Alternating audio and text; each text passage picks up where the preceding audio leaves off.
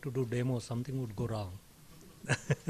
Now here my laptop, it has got, it's hanged and I need to reboot up. So bear with me. In the meantime, if you guys have any questions, please shoot it to me. Yeah.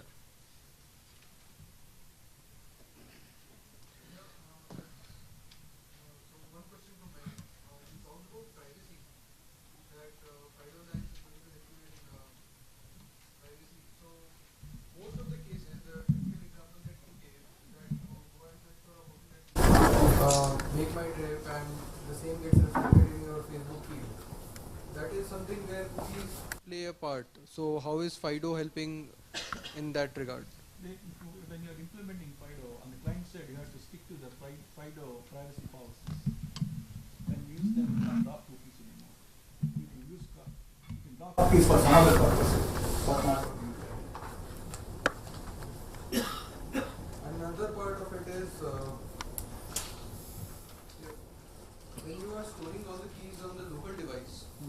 So how secure, if your local device somehow gets compromised, how secure is that part? So local keys are usually stored in a secure storage based on what kind of framework you have. You have to understand security is always delivered in layers and different strength levels. You know, say a regular lock that you use on suitcase is different than garbage lock that you put in the hole. Which one is more secure? So if you have a high-end cell phone, like for instance Samsung Galaxy S series, for all of them the FIDO protocol is implemented in TrustZone within the ARM's core. The keys are stored there. So in the near future, we cannot expect it going all out for, say, I work for a bank, I have different customers in different economic state. So I cannot expect all of them to onboard on something wherein even for logging to their net banking application, they can use their fingerprint. Remember, when you use fingerprint, the keys are encrypted with your fingerprint data. That's how they are stored. Okay. And the keys that you are putting there is different for each service that you log into. And those keys are actually stored in a secure environment with encryption. In case of PC, it is tied to the CPU. In case of cell phone, you can tie to the secure element, you can tie it to the TrustZone. You have to make sure that FIDO provides you what kind of infrastructure you're using within the protocol on the client side. There is something called MDS, metadata service. When you're using some particular model, the MDS is supposed to get the type of the data and type of the metadata about the strength of the security. Based on that, you can do the risk analysis. But you have to understand the attack vector that FIDO is trying to solve. We cannot solve world hunger with this. The main issue right now, if you're a bank, you have very heterogeneous types of devices on the field. You don't know which device is what, right?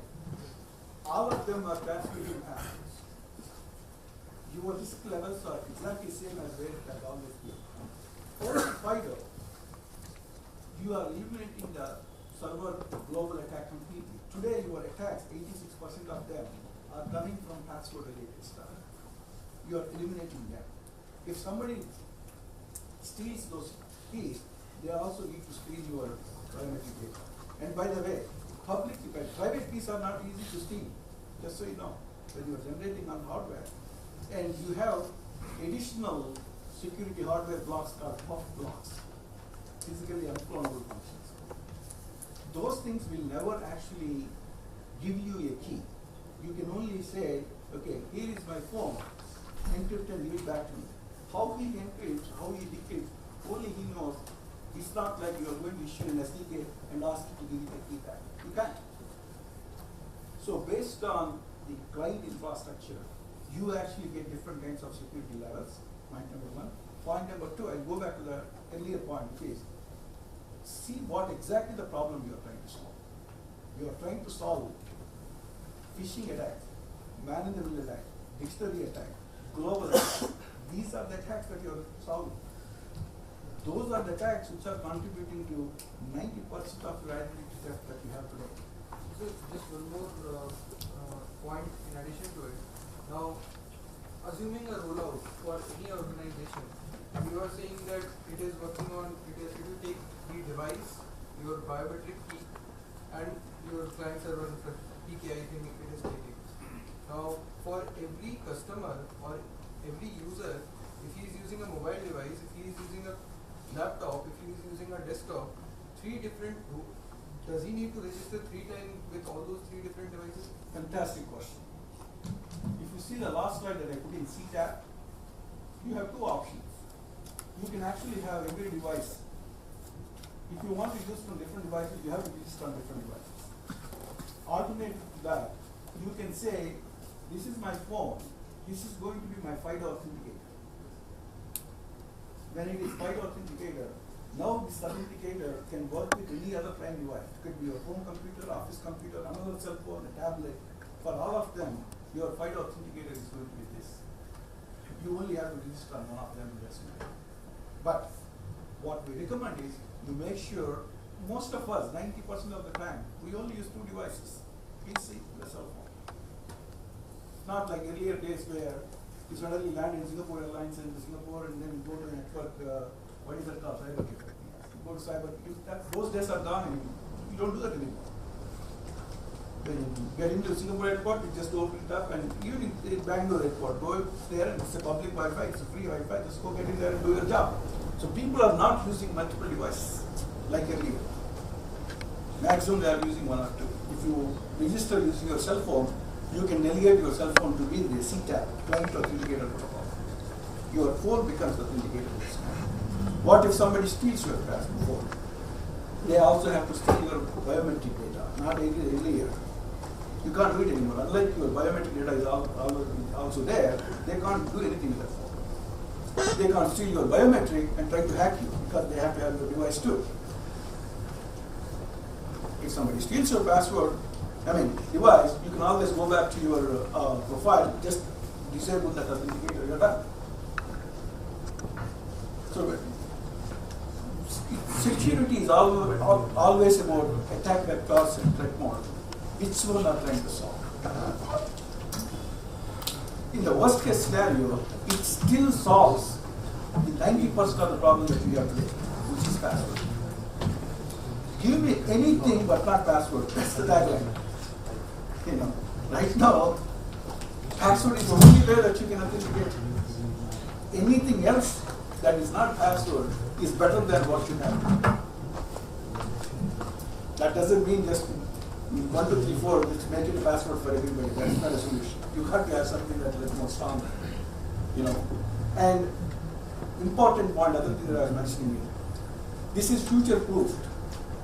Tomorrow, some other device comes with a different kind of form factor, which does the different kind of more advanced authentication. Then you don't need to change anything in the backend. Backend remains the same. You just will have a metadata which says there is a new authenticator. Then based on that, you can say, and also you can say that metadata that is coming to you about the nature of authentication will tell you what type of authentication being used. Based on that, you can do risk analysis. If you were transferring $2 from one account to another account, if PIN is the authenticator, say, heck with it, let's go. If he's trying to transfer $1,000, if it is PIN, then you can challenge him again. No, give me your biometric. So it provides the flexibility that is required. Did I answer the question? Yeah. I have a question. On the list of Android devices which are mentioned, I did not see Motorola because Motorola has Face ID and fingerprint and many other OnePlus. There are many devices. Face ID, I am not very sure if it is recommended on Android devices for local authentication. Is there anywhere where we can see a list of FIDO supported or certified That's vendor what I list? put there, and that's actually on the FIDO Alliance side also. Maybe Huawei, Samsung, some sections of Motorola phones, they all have FIDO inbuilt. So, let me put it this way. If it is browser-based stuff, it is included in the browser, then you just invoke the browser if you have. can do that. In case browser is not going to be completely enabled till September. So if you want to take a Motorola or any other phone, you have two options to enable FIDO. You can write your own SDK on the client, write the server. You simply have to take the spec from FIDO Alliance website. Or you can pay as people like us. You have to you actually have implemented. We can give you an SDK. Knock can give you an SDK, which can be installed on any iOS phone, on any Android phone. You simply, instead of calling the biometric API that is native or Touch ID that is on iOS, you don't have to worry about it. Use single SDK. You can enable the application as well. So, long story short, every phone can be FIDO enabled today. Every application can be FIDO enabled today. You have the choice of implementing yourself or choosing a vendor that is actually mission specific. It's almost like SSL is an open stack. You can create your own certificates if you have energy to stand up a certificate authority and do all that stuff, or go to any site and get a certificate from yourself. It's as simple as that. Question. Would there be any identification for someone who's compliant with FIDO, like on web pages, that it shows saying that it's FIDO compliant? Very good question. Right now it is not there yet. We are working towards that now. That would simplify a lot of stuff. Oh, So absolutely. those are aware of security. If they see FIDO, they don't have to worry about it. So the things, people like Facebook are openly making big announcements that use FIDO, particularly after recent, what happened with Facebook. Recently after that, they changed a lot of their policies and privacy rules. Now they are openly saying use FIDO VPF and FIDO tokens. Google says FIDO. September, Microsoft will make big announcements about FIDO. What the announcement is really put back saying that FIDO certified, or the FIDO compliant. We are working towards that. Because it's a small way to take, not a bigger of real estate they lose, just a small token. Right. FIDO works in the cloud space. FIDO authentication. When it comes to exploring virtual space. So VMware, how does FIDO? Good question. Just sorry, before the demo, I think this was a perfect practical case that we faced today. Ramesh alluded to cyber cafes in Singapore or any other airport. What you saw, Mahendra was supposed to take his laptop, log in, show you the demo. His Windows machine decided to hang just at the ideal and optimal time, which it shouldn't have. But he needed to use my laptop, right? He couldn't unlock it because even if he knew my password, it still needed my biometric. So I had to come back here, unlock my PC, plug it in. Now this is like a public device for him, like any public kiosk or cyber cafe he's using. It's my laptop, but his application, his identity, which he's going to use, and he has to use it by authenticating himself with his biometric. You'll see that demo. So it's a perfect case that we actually didn't plan for, but it so happens. You get to see it. Yeah. So thanks, Sunil. So myself, Mahendra Chopra. I'm a Sparsha co-founder. Along with my colleague Sunil, I'm ex-IBMer. I've been working in identity and access management and security for last 15 years. I was not able to solve this problem of password, and I was one of the victims. So anytime I need to enter password, I had to go type in, remember, many times forgot password. I had to call up help desk and all that. Then I got in touch with Ramesh and got to know that there is a FIDO Alliance and standard. And that's when I decided to quit IBM and start Sparsha and help others, victims like me. So hope you are going to find this demo useful. We have a service which is Sparsha Authentication Service. It's a frictionless authentication service which can integrate with any platform where you have user ID and password. So there was a question, can it be used in cloud? And I have the demo which is with Office 365. That is an application with Microsoft deployed in cloud, and I'm going to use it with the mobile phone as the second factor along with the password. Now FIDO, as you heard from Ramesh, it could be either implemented as a passwordless authentication solution where you don't need to enter password at all, and that's our end goal. But obviously it is multiple decades old problem. We are not going to solve it in one day. So we take the approach wherein we add multi-factor authentication, which is your what you have, which is your device, what you are, which is your biometric, and what you know, which is already password. So the current demo is going to show you multi-factor authentication using FIDO powered Sparsha authentication service, which is on my phone. So I have a application. If you could see, I have projected this screen on my laptop, and it's a little small one on the left hand side, but you could see that there is a. So this is how the authenticator looks like. This is Sparsha authenticator, which you could download either from a Google Play Store, or it could be from Apple Store. So it works across the platform.